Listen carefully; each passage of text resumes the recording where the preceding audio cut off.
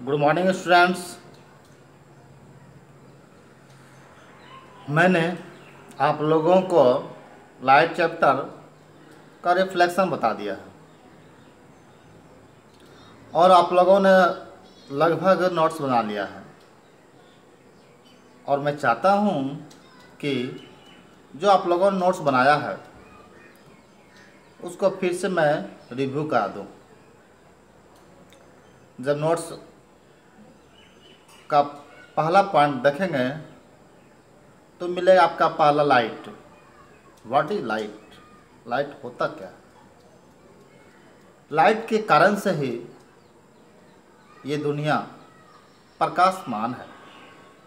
It means light is the form of energy.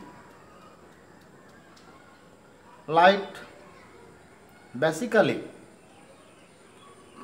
Electromagnet radiation होता है। इसमें तीन होते हैं पार्ट। एक हो गया अल्ट्रावायलेट, दूसरा विजिबल, तीसरा इंफ्रारेड। इंफ्रारेड और अल्ट्रावायलेट दोनों हमें दिखाई नहीं पड़ते। जो बीच का है इसको कहते हैं vibgyor, VIBGYOR, vibgyor. Violet, indigo, blue, green, yellow, orange and red. ये 7 कलर के जो बीम हैं यही आपके मुख्य रूप से लाइट कहलाते हैं। ये लाइट हमें किसी भी वस्तु को, ऑब्जेक्ट को देखने में मदद करता है। सीधी रेखा में गमन करता है, हमेशा सीधा चलेगा। और इस लाइट में कई तरह की घटनाएं घटती है, जैसे reflection, refraction, diffraction, interference, scattering of light, total inter reflection etc। चलो अब हम पहली बात करते हैं रिफ्लेक्शन की। इसके पहले ही हम एक चर्चा कर देता हूं कि ऑब्जेक्ट लाइट के हिसाब से कितने तरह के होंगे। मेन रूप से 3 होते हैं। एक ट्रांसपेरेंट, ट्रांसलूसेंट, तीसरा ओपेक। ट्रांसपेरेंट से पूरी तरह से लाइट पास कर जाता है और ट्रांसलूसेंट में हल्का जो है लाइट पास करता है। ओपेक में थोड़ा भी लाइट पास नहीं करता।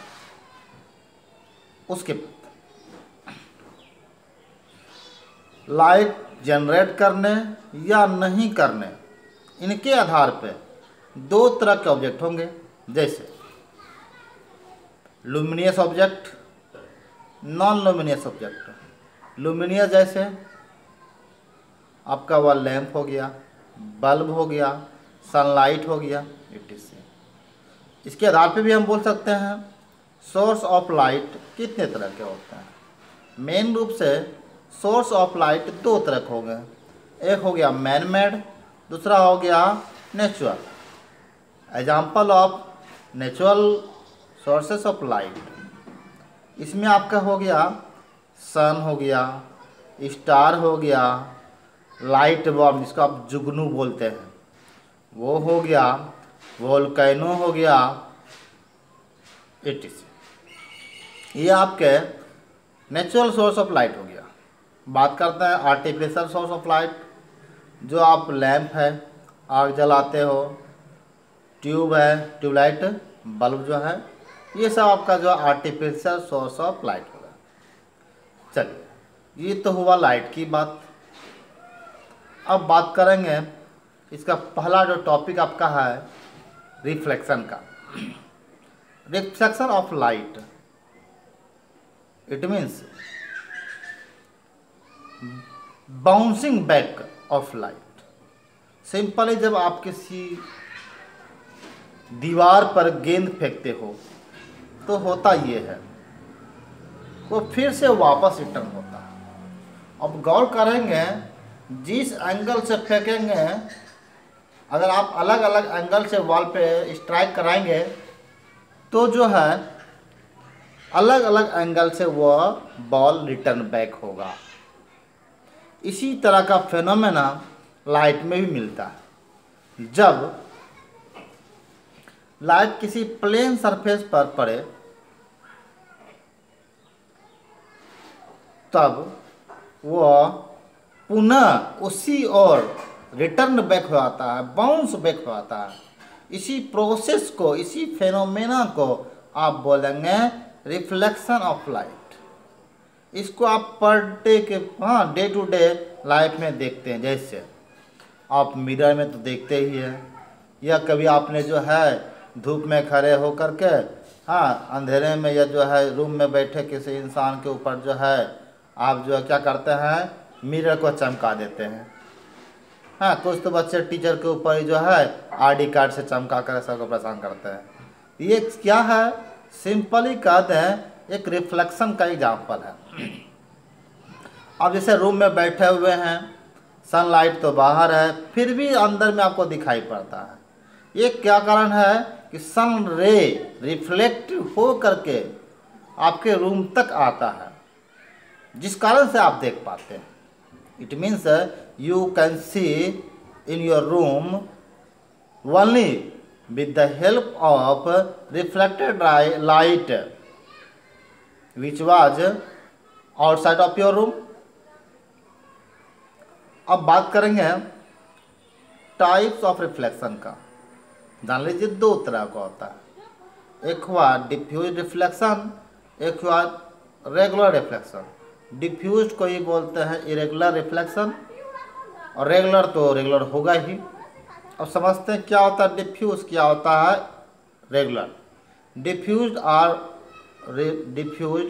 और इरेगुलर रिफ्लेक्शन, जब किसी रफ सरफेस पर लाइट पड़े तो क्या होता है, जैसे आप देंगे लाइट, वो अलग अलग डायरेक्शन में जो है रिफ्लेक्ट होकर पक्का हो जाएगा।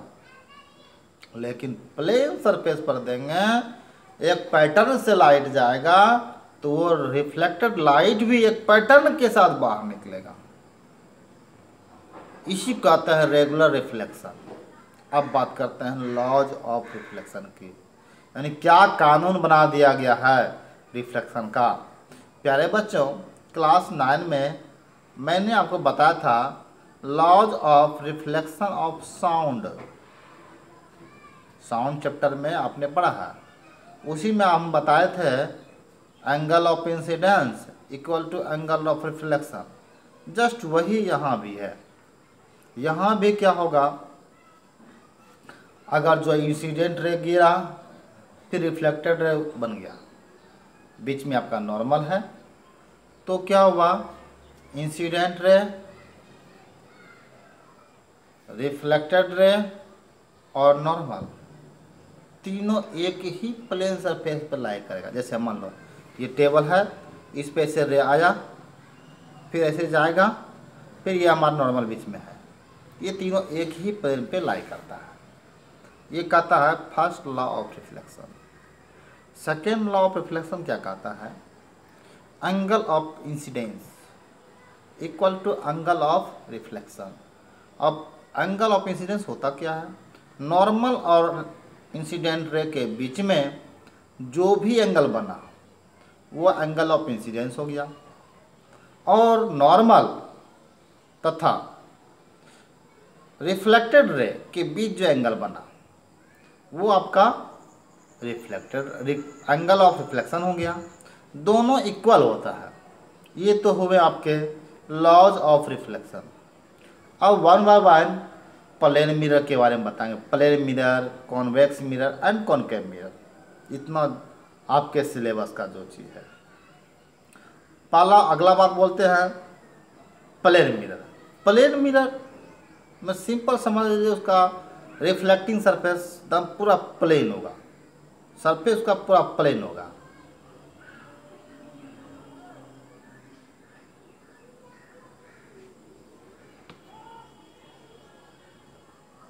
और उस पर जो है आप देखेंगे इमेज कैसा बनता है, जितना साइज का ऑब्जेक्ट रहेगा उतना ही साइज का इमेज बनेगा। मिरर से जितना दूर पर ऑब्जेक्ट होगा, मिरर के अंदर का एक तरह से उतना ही दूर पर जो है इमेज दिखेगा। यानी object distance equal to image distance. और ऑब्जेक्ट हाइट, जितना ऊंचाई का ऑब्जेक्ट होगा उतना ही ऊंचाई का आपका इमेज भी बनेगा। इसका मतलब ये हुआ कि object height equal to image height. दूसरे नंबर बात, जब आप दायां कान को पकड़ेंगे तो इमेज आपका बायां कान पकड़ेगा। इसका मतलब ये हुआ लेटरल रिफ्लेक्शन, लेटरल इन्वर्जन होगा।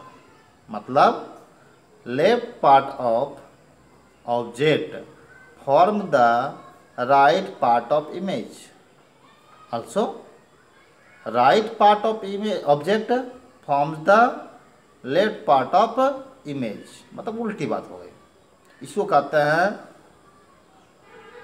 Lateral inversion. Dear students, in next video you have given details about plane mirrors. Okay.